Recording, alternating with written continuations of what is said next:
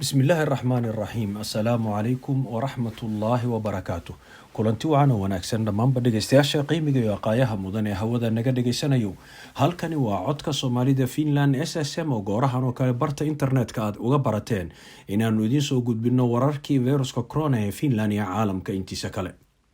haddaan ku horeyna dalka Finland oo xaaladda faafista feyruska korona maalmahan ay aad uga soo darayso isla markaana maalinka ka dambeysa ay sii badanayso ayaa hay'adda caafimaadka iyo nolol wanaagga dalkan THL waxay shaaca ka qaaday in maanta feyruska korona laga helay 363 qof oo hor leh dalkan Finland taasoo tirada guud ee dadka laga helay feyruska korona ka dhigaysa 22,652.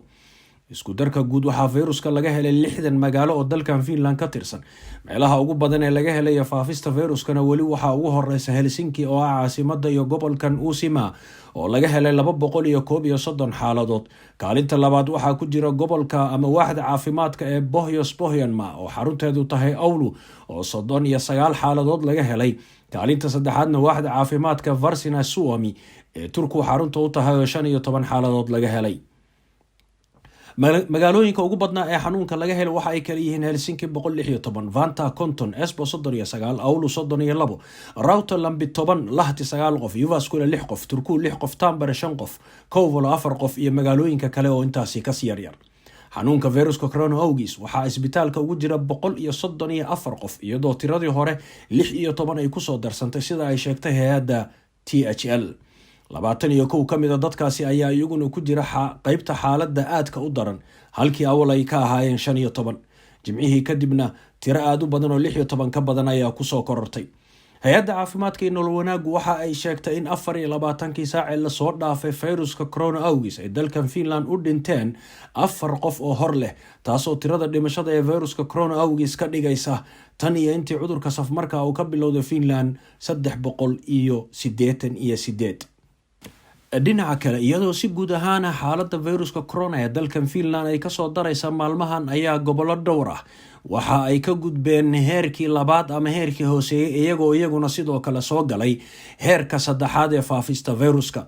gobolka la yiraahdo Hame ayaa waxa ay sheegeen maamulkiisu in gobolkaasi oo dhan haatan cudurka safmarka uu noqday ama gaaray heerka saddexaad ee ugu sarreeya heerka faafista. waxaana loo soo jeedinayaa in dhammaan dadka gobolkaasi ku nool aanay 10 qof ka badan isugu imaan karin munaasabadaha. waxaa sidoo kale gobolkaasi Hame la soo jeedinayaa in dhammaanba la xiray goobaha adeega guud, sidoo kale meelaha qaarkood sida maktabadaha hawshoodii in la xadeyn doono. waxaa la sheegay in meesha ugu daran gobolkaasi Hame xaaladda culus ay ka jirto ay tahay magaalada Lahti, inkasta oo haatan gobolka oo dhan magaalooyinkiisu loo arko in ay heerkii saddexaad ee faafista ay galeen. waxaana sidaasi ama howlahaasi xadeynta cusub maanta shir ka yeeshay kooxda isku duwidda arrimaha koronaha ee gobolkaasi Hame kuwaasi oo sheegay in ay soo saareen xadeyntan cusub isla markaana dadka laga codsanayo inay u hoggaansamaan. waxaana xadeyntan ay bilaaban doontaa 30 bisha Maarso iyadoo ku eeg 14 bisha 12.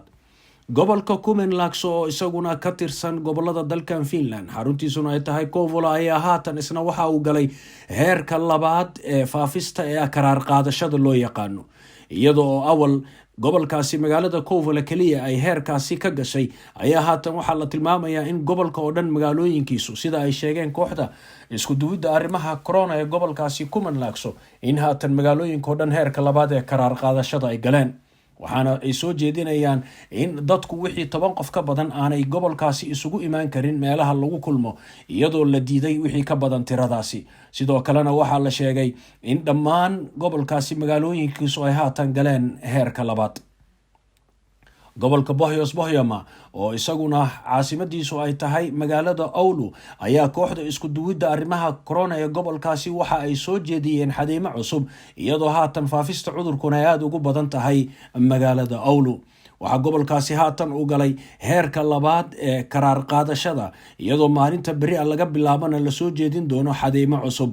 waxaa laga bilaabo beri gobolkaasi la soo jeediyey in dhammaan dadku ay shaqada dhinaca internetka ay ku galaan. sidoo kale waxaa loo soo jeedinayaa in goobaha guud ee laisugu yimaado iyo xarumaha adeega iyo sidoo kale macaahidda, dugsiyada sare iyo jaamacadahaba iyo goobaha shaqadaba ay dadku afshareer ka qaataan. waxaa sidoo kale gobolkaasi bohyama ee xarunta owli la diiday in 10 qof ka badan aysan isugu imaan karin goobaha guud. Duqa magaalada Helsinki Jan Vapaavuori ayaa maanta xarunta magaalada Helsinki shir kula yeeshay qaar ka mid ah imaamyada iyo wakiillada masaajidda Helsinki. sababta shirkaasi ayaa ahayd in imaamyada masaajidda ay qayb ka noqdaan dadaalka magaaladu ugu jirto sidii qaab wadajir looga hortagi lahaa faafista cudurka safmarka ee korona. Duqa magaalada ayaa uga mahad celiyay wakiillada masaajiddu in ay soo ajiibeen codsigaasi, isagoo tilmaamay in cudurkan safmarka uu yahay dhibaato dadkoo dhan haysata. wuxuu warbixin ka bixiyay xaaladda faafista feyruska ee haatan uu dalkan marayo, gaar ahaan magaalada caasimadda iyo hareeraheeda oo xaalka faafista feyrusku uu gaaray buu yiri darajadii 3aad ee ugu sarreysay ee ah faafista cudurka.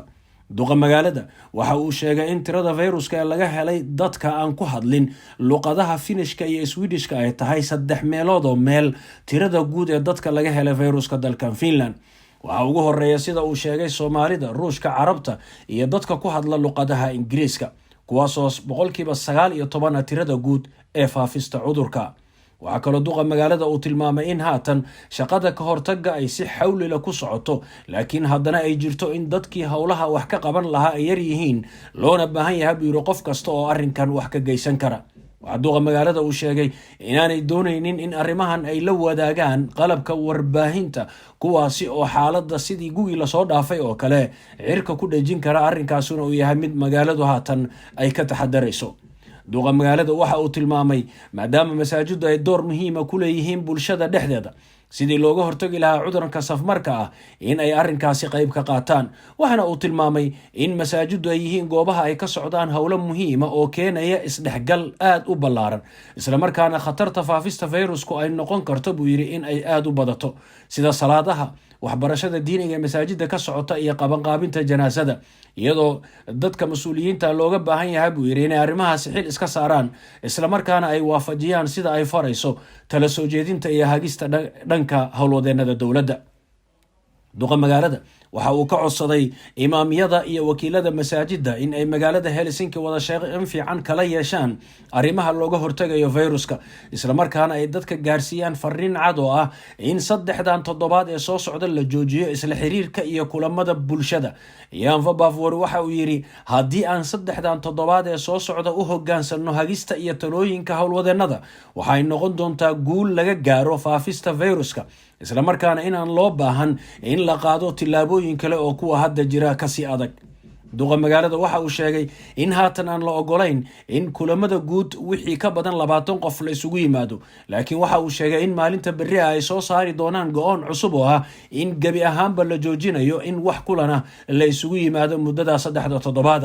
waxaa kaloo duqa magaalada uu intaa ku daray in ururada diiniga sida sharciga uu dhigayo aanay iyagu ka sharci ahaan ka mid ahayn dadka xadaynta oo ay saameynayso, laakiin waxaan ka codsanaynaa buu yiri inay raacaan tala soo jeedintaas. waxaana uu tilmaamay in kaniisadaha dalkan sida Lutheranka iyo Orthodoxku ay soo gaarsiiyeen xukuumadda iyo howlwadeenadaba in ay ku dhaqmayaan talooyinka dowladdu ay soo jeedisay. arrinka la isfaraya buu yiri waa 3 toddobaad oo kaliya, haddii loo hogaansamana waxa la isfarayo dhammaanteen ayaa guulaysanayna. ugu dambeyntii waxa duqa magaalada uu masaajidda uga mahad celiyay sidii wanaagsanayd ee gugii la soo dhaafay ay uga qayb qaateen howlihii ka hortagga feyruska, iyadoo dhammaanba masaajidda la xiray. sidaasi si la mid ah ayaan idinka rajaynaynaa ayuu yiri inaad xaaladana wax uga qabataan. wuxuuna sidoo kale duqa magaaladu ka tacsiyeeyay dhammaanba dadkii bulshada Soomaaliyeed uga geeriyooday cudurkan safmarka awgiis. waxaa sidoo kale warbixin la xiriirta xaaladda cudurka safmarka ee corona goobtaasi ka soo jeediyay dhakhtar sare oo ka tirsan magaalada Helsinki oo la yiraahdo Biha Kusta. waxaana uu sheegay in khatartu ay sii kordhayso, dad badan ay isbitaalka u galayaan cudurka, dhimashaduna ay ku badan tahay dadka waaweyn. dhakhtar Biha waxa uu sheegay in hawsha dabagalka cudurka ay si wanaagsan u socoto, hadda ay aad u mashquul tahay. sida caadiga ah 6 qof ayaa loogu talagalay inay ka shaqeyso, waxaana haatan ka shaqeeya 170 qof. iyadoo lagu qabanayo dhowr luqadood oo kala duwan. waxaana uu ugu baaqay masaajidda inay ka qayb qaataan sidii lagu heli lahaa dad si naftood horinimo leh uga qayb qaata hawshan dabagalka. waxaana ay u baahan tahay oo keliya buu yidhi in lala yimaado niyad wanaagsan iyo luqadda finishka oo qofku uu si fiican u yaqaano iyo in la siiyo tababar gaaban. intaasi oo aanu diyaar lanahay buu yidhi. waxaa isna goobta ka hadlay madaxa qaybta shaqada ee ajaanibta ee magaalada ilka hahatela oo ka warbixiya sida ay magaaladu wax uga qabatay howlaha ka hortaga feyruska. wuxuuna ka codsaday masaajidda in ay soo gudbiyaan aragtidooda la xiriirta sida ay diyaarka ugu yihiin in talasiinta feyruska corona la xiriirta iyo ka wada shaqaynta arrinka baarista laga fuliyo xarumahooda gudahooda iyo in kale.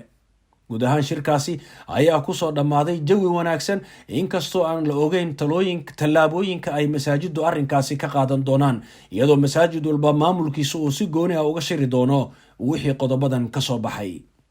haatanna wararkii caalamka. dalka ruushka ayaa mar kale lagu soo waramaya in 507 qof ay 24 saac lasoo dhaafay u dhinteen fayruska corona. waxaa sidoo kale laga helay fayruska 24 saac lasoo dhaafay 23,675 qof, iyadoo tirada guud ee dadka laga helay fayruskana ay noqonayso 2,162,503 qof. dalka Sweden oo isaguna xaaladiisu ay aad uga soo darayso ayaa maanta oo Arbaca waxaa la sheegay in 24 saac lasoo dhaafay ee fayruska awgiis u dhinteen 55 qof oo hor leh. sidaasina waxaa sheegay raadiyaha dalkaasi Sweden iyo telefishinka qaranka iyo sidoo kale qaar ka mid ah jaraa'idka dalkaasi ka soo baxa. tirada guud ee dhimashada dadka fayruska u dhintay dalkaasi Sweden ayaa waxay maraysaa haatan 6,555 qof. 24 saac lasoo dhaafay sida telefishinka qaranka uu sheegay, tirada dadka laga helay fayruska corona ee Sweden ayaa waxa ay maraysaa 4,954, taasi oo ka badan tiradii talaadadii. waxaana guud ahaan dadka haatan laga helay fayruska corona ee Sweden ay maraysaan 230,514. ra-iisul wasaaraha iyo dhammaan xukuumadda dalkaasi Sweden ayaa u soo jeedisay dadweynaha reer Sweden in loo hoggaansamo tala soo jeedinta iyo hagista ka imaanaysa dhanka howlwadeenada caafimaadka, haddii kalese ay xaaladdu noqon doonto mid laga shalaayo ayay yidhaahdeen, iyadoo haatan faafista cudurka uu dalka oo dhan si guud ugu faafayo. dalka Jarmalkana hogaamiyaha dalkaasi Jarmalka Angela Merkel ayaa hogaamin doonta ama maanta shir ay isugu iman doonaan iyada iyo 16 hogaamiye ee gobolada dalkaasi uu ka kooban yahay, taasi oo ay uga arrinsan doonaan in xayiraadaha haatan jira la sii adkeeyo. waxaa la sheegay in baararka iyo makhaayadahu ay xirnaan doonaan, laakiin iskuulada iyo dukaamada qaarkood ay furan yihiin. sidoo kale waxa ay ka arrinsan doonaan sidii xadeymaha hadda jira loo khafiifin lahaa maalmaha kale 23 bisha December ee fowda nagu soo haysa ilaa iyo 1 Janaayo oo ay jiraan xaflado dadkaasi ama dadka dalkaasi qaali agtooda ka ah. waxaana la sheegay in haatan xadeynta dadka kulanka laga dhigay 5 qof oo kaliya, laakiin 23 bisha 10 ilaa 1 Janaayo loo ogol yahay in ilaa 10 qof oo kaliya ay kulmaan. sida uu sheegay macadka u kurgala arrimaha corona ee dalkaasi Jarmalka la yiraahdo Robert Koch, waxaa laga helay 24 saac lasoo dhaafay 18,633 qof, taasi oo ka dhigaysa tirada dadka laga helay 961,320 qof. dalka Jarmalka ayaa haatan aad moodaa in xaaladiisu ay aad u soo korayso, isla markaana milyankii uu ku sii dhow yahay, isagoo haatan ka kormaray dalka Peru oo kaalinta 13aad ku jira, isla markaana Jarmalku haatan kaalinta 12aad uu galay. dalka Mareykanka ayaa isna xaaladiisu ay ka soo daraysaa dhinaca faafista fayruska, inkastoo haatan xaaladii kala wareega maamulka ay soo roonaanayso kadib markii madaxweynaha xukunkiisu dhammaaday Donald Trump ee looga guuleystay doorashada. waxyaabihii uu isku dayay ee ahaa in uu dib u rogo doorashada arrinkeeda ay u socon weyday, isla markaana wadooyinkii dhan ay kasoo xirmeen, haatanna uu garowsaday in xaaladaasi aanay waxba taraynin inuu isku sii adkeeyo kursiga. sidaas oo ay jirto haddana tirada faafista fayrusku cirka ayay ku socotaa, iyada oo 13 milyan haatan ay wax yar uga dhiman yihiin. 24 saac lasoo dhaafay oo kaliya Mareykanka waxaa laga helay 175,168 qof, waxaana u dhintay 2,194 qof. dhimashada ayaa iyaduna 265,898 sida guud ahaaneed ku dhow. sharikada diyaaradaha ee dalkan Finland ee Finnair la yiraahdo ayaa sheegtay in aanay iyadu wax go'aan wali ka gaarin arrinka ku saabsan shahaadada tallaalka feyruska corona ee ay shuruudaha ka dhigi doonaan sida la filayo qaar badan oo kamid ah sharikadaha diyaaradaha waaweyn kadib markii tallaalku uu soo baxo. sida uu u sheegay hogaamiyaha ama madaxa ninka u qaabilsan arrimaha isgaarsiinta shirkadda Finnair, wali arrinkaasi ma aanay gaarin buu yiri. shalay ay ahayd markii sharikadda diyaaradaha Qantas ee dalkaasi Australia ay sheegtay in marka tallaalku uu soo baxo ay dadka duulimaadyada caalamiga raacaya shardi uga dhigi doonto in ay la yimaadaan tallaalka feyruska corona. arrintaasi oo noqon doonta arrin aad u adag maxaa yeelay sida caadiga ah tallaaladu marka ay soo baxaan waxaa jira dad iyagu aan ogolayn inay tallaalka qaataan, laakiin haddii sharikaduhu ay shardigaas keenaan waxay noqonaysaa markaasi arrin walwalkeeda leh oo dadka aan tallaalka ogolayn dhib ku noqon doonta. dhinaca tallaaladana wararka ka imanaya ayaa waxa ay sheegayaan in rajo aad u wanaagsan laga leeyahay kadib markii shirkado badan haatan ay sheegeen in tallaalkoodii guulo badan laga gaaray, iyadoo dowladaha Yurub iyo kuwa caalamka qaarkoodna ayba tilmaameen in mar hore ay dejiyeen qorshihii tallaalkaasi lagu bilaabi lahaa. dalalka qaar ayaa sheegay in bishan December ay tallaalka bilaabayaan sida dalka Mareykanka, iyadoo dalalka qaarkood Yurub sida Spain, Jarmalka iyo Talyaaniguna ay sheegeen bisha Janaayo in ay bilaabi doonaan. dalkan Finland ayaa isagu wali wax jadwal soo saarin oo uu ku bilaabi doono tallaalka, laakiin howlwadeenada arrimaha tallaalka qaabilsan ayaa waxa ay sheegayaan in haatan uu socdo dadaalkii lagu dalban lahaa tallaalkaasi isla markaana lagu keeni lahaa dalka, iyadoo markaa kadibna la qorsheyn doono qaabka tallaalka loo qaadanayo. waxaana la filayaa in marka ugu horeysa lagu hormariyo shaqaalaha caafimaadka iyo dadka u nugul halista cudurrada, kadibna sidaasi dadka loogu gudbiyo. dhegeystayaal, wararkii caalamka ee ku saabsanaa corona ee Finland iyo inta wadamada kaleba inta ayaan kusoo koobaynaa. tan iyo inta aanu dib ugu kulmi doono mid la mid ah munaasabadan, dhammaanteen waxaan isu dardaarmaynaa in qof walba mas-uuliyadda uu isa saaro isla markaana uu ka qayb qaato ka hortagga faafista feyruska. 3 toddobaad ee soo socota sida xukuumaddu ay soo jeedisay waxaa habboon dadku in ay guryahooda iska joogaan, qofku inuusan meel u bixin ilaa wax dan weyn ah mooyaane. socodka iyo isdhexgalka la ilaaliyo maxaa yeelay sida ay muujinayaan maamulada ama howlwadeenada dowladda, gaar ahaanna maanta uu tilmaamay Duqa magaalada Helsinki, waxa weeye 3 toddobaad waxaa loogu talagalay in guul looga gaaro tiradan sii kordhaysa yaraynteeda.